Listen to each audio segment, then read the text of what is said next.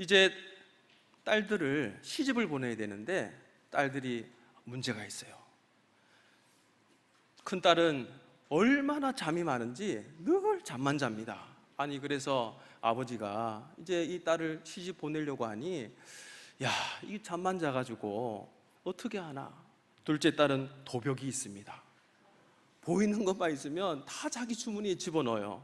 아이고, 이거 잘못 시집 보냈다가는 욕만 들어먹을 것 같습니다. 셋째 딸은 얼마나 불평이 많은지 보통 때도 집에서 언니들과 싸우고, 또 엄마와 싸우고, 또 아버지하고 맨날 싸웁니다. 그런데 이웃 마을에 한 부자가 마침 아들 셋이 있었습니다. 한꺼번에 며느리를 삼겠다고 연락이 왔습니다. 얼마나 기분이 좋은지 이참에 세 명 다 시집을 보내게 되었습니다. 합동 결혼식을 올렸습니다. 이제 이 문제 있는 딸들을 다 시집 보내고 나니까 얼마나 기분이 좋습니까? 그러고 있는데 부자는 첫째 며느리에게 늦잠을 자게 했습니다. 그리고 둘째 며느리에게는 그 집의 창고 열쇠를 모두 맡겨서 마음대로 돈을 쓰게 했습니다. 셋째 며느리에게는 매일 직접 찾아가서 남의 흉을 다 들어주었습니다. 어느 날 이제 아버지가 너무 이제 궁금한 거예요. 어떻게 이 딸들이 잘 살고 있나 너무 궁금해서 이제 첫째 딸을 찾아갔습니다. 평소에 잠이 너무 많은지라 시아버지가 하인들을 많이 둬서 집안일을 다 하게 했습니다. 그래서 얼마나 행복하게 잘 지내는지. 그리고 둘째 딸은 도벽이 아주 심했잖아요. 아예 금고 열쇠를 맡겨가지고 마음껏 돈을 사용하게 했습니다. 셋째 딸을 찾아가서 얘야, 어떻게 행복하게 잘 지내느냐? 네. 아이고 아버지, 시아버지가 와서 얼마나 귀찮게 구는지 귀찮아 죽겠어요. 그렇게 불평불만을 하면서 가출해서 다시 아버지 집으로 돌아왔다고 합니다. 아버지가 얼마나 힘들겠습니까? 불평은 자신도 불행하게 하고 다른 사람도 불행하게 합니다. 하지만 감사는 서로를 행복하게 하고 더 나아가 서로 사랑하게 하는 힘이 있는 거죠. 지난주에 복도를 걸어가고 있는데 아주 행복한 웃음소리가 들리는 거예요. 그래서 어디서 이렇게 행복한 웃음소리가 들리나 가만 귀를 기울여 보니까 사랑부실에서 웃음소리가 들리더라고요. 야, 근데 그 웃음소리가 너무 행복하게 들려서 제가 사랑부실로 살금살금 갔습니다.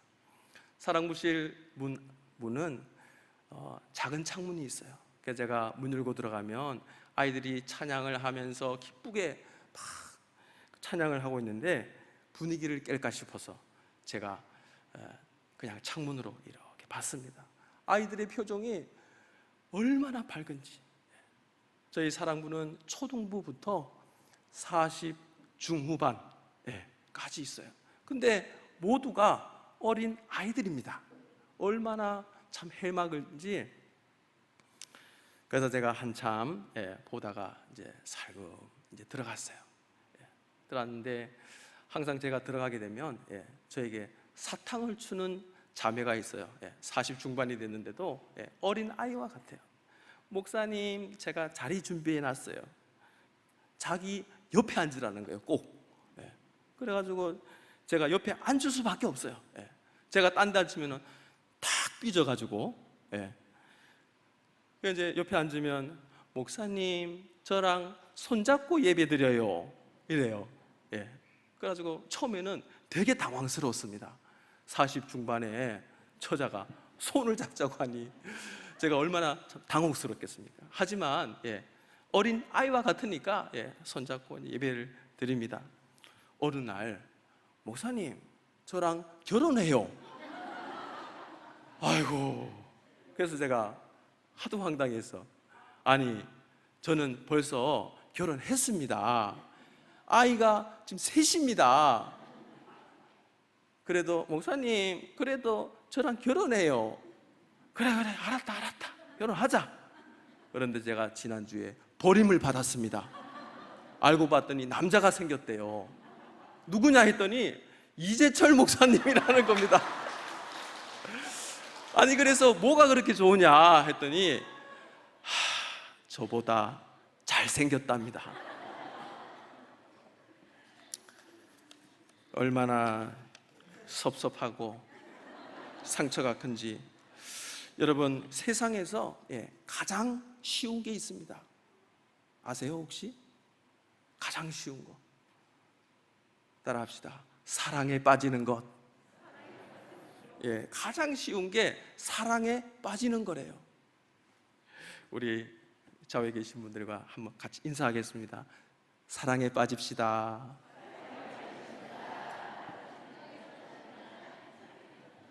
자, 이제 제가 어려운 문제를 내겠습니다. 가장 쉬운 게 사랑에 빠지는 건데, 그럼 가장 어려운 게 뭘까요? 예? 가장 쉬운 게 사랑에 빠지는 건데, 가장 어려운 것은 사랑에 빠져서 이제 그 사람과 60평생 살아가는 거랍니다. 우리 성령님은 우리가 서로 진정으로 사랑하고 이웃을 사랑하고 가족을 사랑하길 원하고 계십니다. 그리고 지금까지 미워하고 있는 사람이 있다면 서로 용서하기를 원하고 계신다는 겁니다. 오늘 말씀을 통해 우리가 서로 배려하고 존중하며 사랑이 회복되는 아름다운 신앙 공동체가 될 수 있기를 간절히 소망합니다. 오늘 본문 34절, 35절 같이 읽어보겠습니다. 새 계명을 너에게 주노니 서로 사랑하라. 내가 너희를 사랑한 것 같이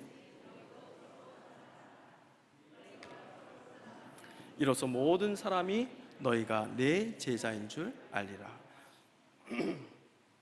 이 말씀 속에는 예수님의 사랑의 명령이 있습니다. 이 말씀 속에는 예수님의 사랑의 모본이 있습니다. 이 말씀을 가만히 보면 우리가 서로 사랑해야 하는 그 가르치는 사랑의 소명이 있습니다. 우리가 서로 사랑해야 하는 이유 첫째는 예수님의 명령이기 때문입니다. 새 계명을 너에게 주노니 서로 사랑하라 하셨는데, 이 새 계명은 바로 서로 사랑하는 것입니다. 여러분, 서로 사랑하는 것이 명령인 것을 알고 계셨습니까? 사랑하기를 명령할 수 있을까요? 왠지 명령하면 부담스럽고 거부 반응이 일어나게 됩니다. 그런데 우리 주님은 서로 사랑하라고 명령하고 계십니다. 예수님의 명령이라면 우리는 어떻게 해야 되겠습니까? 순종해야 되잖아요. 주님은 이성적인 분이십니다. 우리가 순종할 수 없는 명령이라면 우리에게 요구도 하지 않으셨을 것입니다. 우리는 서로 사랑할 수 있습니다. 어떻게 사랑할 수 있습니까? 주님의 명령에 순종함으로 사랑할 수 있는 것입니다. 예수님께서 이 문제를 의지적으로 접근하고 있다는 것입니다. 우리는 사랑을 정서적으로만 생각합니다. 그래서 서로 마음이 맞고 뭔가 잘 알아주고 잘 통하고 또 좋아 보이면 우리는 말하지 않아도 서로 친하게 지내고 서로 사랑합니다. 그러나 주님께서 요구하시는 사랑은 그런 사랑이 아닙니다. 의지적인 사랑이죠. 감정적인 사랑에는 특별히 명령이 필요 없습니다.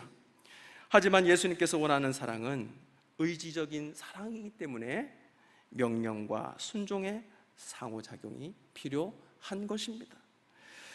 사랑하는 것에 왜 명령이 필요합니까? 우리 주님은 우리의 감정이 허락하지 않는 사람들까지 사랑하라고 명령하셨기 때문이죠.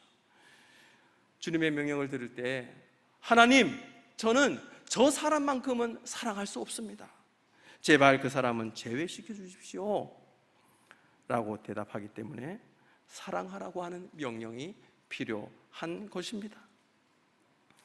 시골 한 교회에 양 권사님이라고 하는 분이 계셨습니다. 그런데 어느 날부터 안 나오시는 거예요. 그래서 목자가 연락해도 안 받고 또 부목자가 연락해도 안 받고 담임 목사님이 찾아가셨습니다. 담임 목사님께서 인사를 하면 어떻게 해야 됩니까? 반갑게 맞아줘야 되는데 냉랭합니다. 시간이 한참 지나고야 양 권사님이 속 이야기를 하십니다. 목장 예배를 드리고 다과를 나누면서 떡 접시를 목자가 평소에 좋아하던 권사님 쪽으로 더 가까이 놓았다는 겁니다. 거기에 삐졌대요. 야, 목사님이 얘기를 듣고 얼마나 황당하신지 이렇게 말씀하셨습니다. 권사님, 우리 예수님은 십자가를 지셨다니까요. 그래도 아무 반응이 없습니다. 결국 떡 접시 멀리 놨다고 삐지신 것입니다. 삐침은 예수도 천국도 하나님도 통하지 않는 것입니다. 사랑하는 것이 명령인 것은 우리에게 순종할 수 있는 능력이 있기 때문이죠. 저와 여러분이 서로 사랑하기를 결심할 수 있기를 소망합니다. 우리 좌우에 계신 분들과 이렇게 인사합시다. 서로 사랑하기로 결심했습니다. 아멘. 서로 사랑해야 하는 이유는 두 번째, 사랑의 모본이 되셨다라는 것입니다. 내가 너희를 사랑한 것 같이 너희도 서로 사랑하라 말씀하셨습니다. 주님께서 구체적으로 사랑하는 그 행위를 보여주신 다음 너희도 서로 사랑하라 말씀하셨습니다. 오늘 본문은 다락방을 배경으로 벌어지는 사건입니다. 이 다락방은 주님께서 제자들과 마지막 만찬을 드시기 위해 빌린 장소였죠. 유대 나라는 어떤 집을 방문할 때 발을 씻겨주는 습관이 있었습니다. 유대 지방은 특별히 사막이기 때문에 샌들을 신고 다닙니다. 하루 종일 다니다 보면 발이 더러워지죠. 냄새가 납니다. 이 일을 누가 합니까? 종이 하는 거죠. 지금 모인 다락방은 빌린 곳이기에 종은 없고 대야와 물만 있습니다. 그리고 수건만 있습니다. 아무도 자리에서 일어나서 발을 씻길 생각을 하지 않습니다. 그런데 주님께서 그 일을 하셨던 것입니다. 예수님과 12제자는 지저분한 채로 식사를 하기 시작했습니다. 저녁 식사가 한참 진행되고 있는 가운데 마침내 주님께서 일어서셨습니다. 요한복음 13장 3절과 4절 같이 읽어보겠습니다. 저녁 먹는 중에 예수님께서 모든 것을 자기 손에 맡기신 것과 또 자기가 하나님께로 오셨다가 하나님께로 돌아갈 것을 아시고 저녁 잡수시던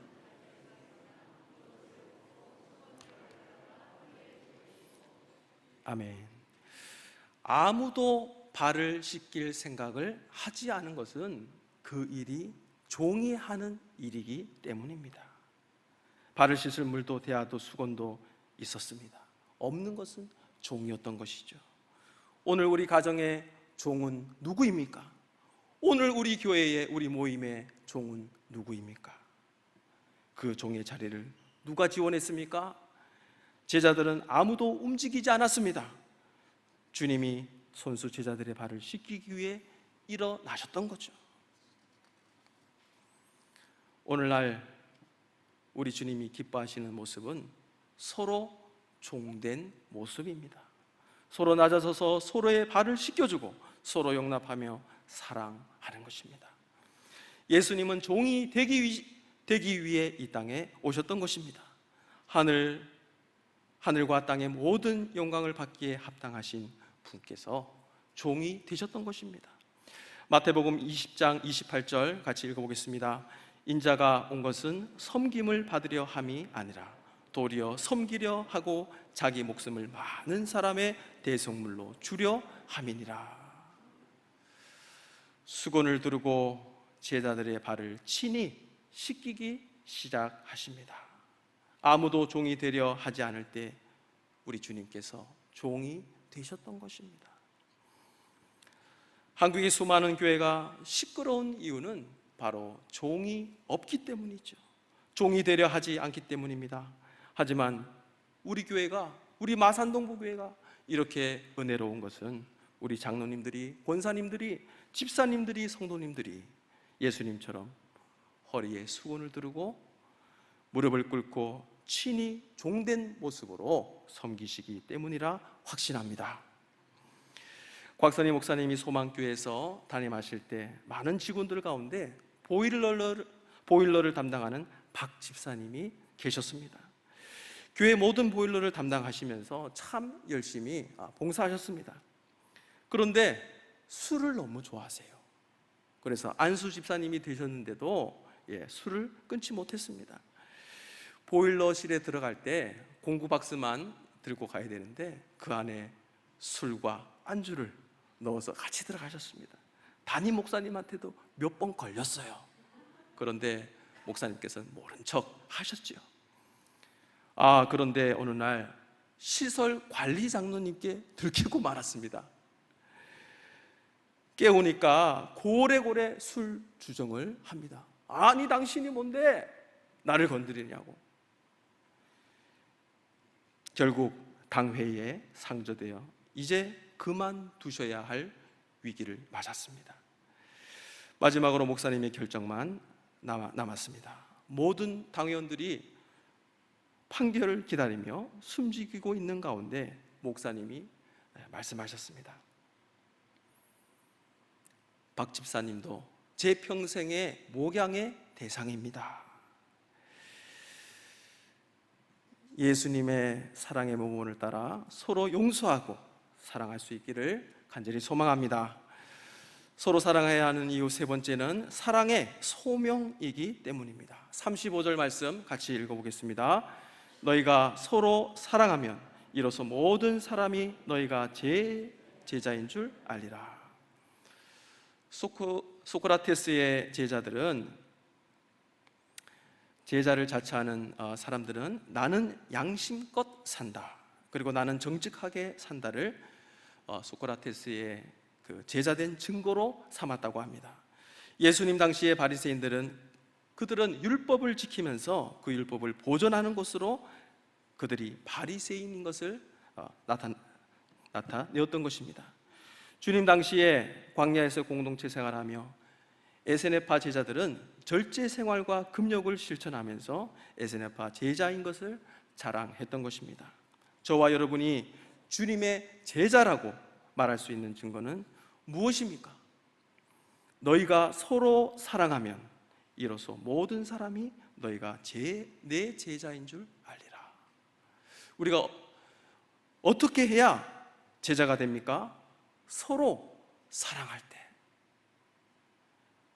헌금을 많이 한다고, 또 교회 오래 다녔다고, 교회 봉사를 많이 한다고 제자가 아니라 바로 서로 진정으로 사랑할 때 너희가 내 제자인 줄 알리라 말씀하셨습니다. 가정에서 서로 사랑하고, 또 이웃들과 서로 사랑하고, 직장에서 서로 사랑하고, 어려운 일이 있으면 솔선수범하고, 교회에서 서로 사랑할 때 믿지 않는 사람들이 그런 우리의 모습을 보고, 이렇게 사랑이 충만한 우리의 모습을 보고 저와 여러분이 예수님의 참 제자됨을 알게 된다는 것입니다. 그래서 우리는 어떻게 해야 되겠습니까? 사랑의 언어를 많이 사용해야 되잖아요. 사랑의 언어에는 인정이 있습니다. 우리 옆에 분 보면서 참 멋지십니다, 참 잘 어울리십니다.